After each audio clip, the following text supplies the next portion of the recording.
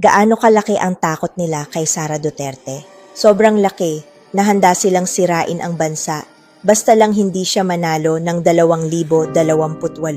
Para lamang mabawasan ang kanyang tsansa, the diehard Duterte haters are now willing to tolerate the unthinkable.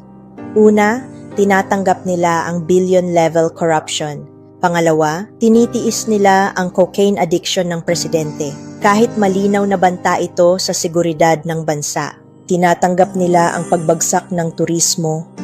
Wala silang pakialam basta hindi Duterte ang susunod na presidente.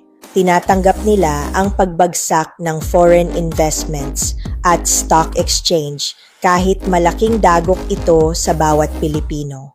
Tahimik sila kahit ginagamit ang Pilipinas para sa depensa ng Taiwan, kahit nadadamay tayo sa alitan ng mga superpower.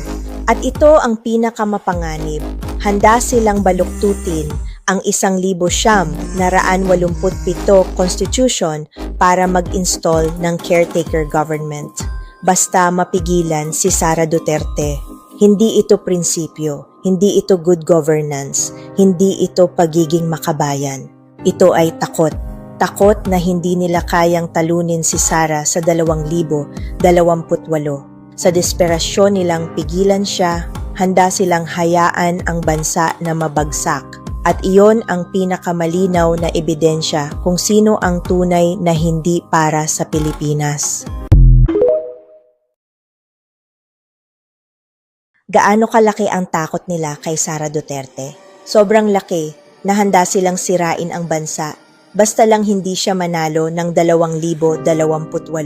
Para lamang mabawasan ang kanyang tsansa, the diehard Duterte haters are now willing to tolerate the unthinkable. Una, tinatanggap nila ang billion-level corruption.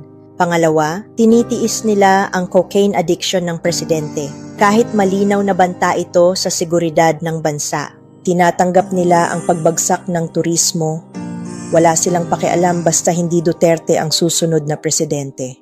Tinatanggap nila ang pagbagsak ng foreign investments at stock exchange kahit malaking dagok ito sa bawat Pilipino.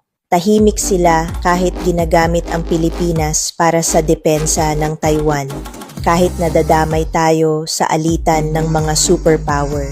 At ito ang pinakamapanganib, handa silang baluktutin ang 1,987 Constitution para mag-install ng caretaker government.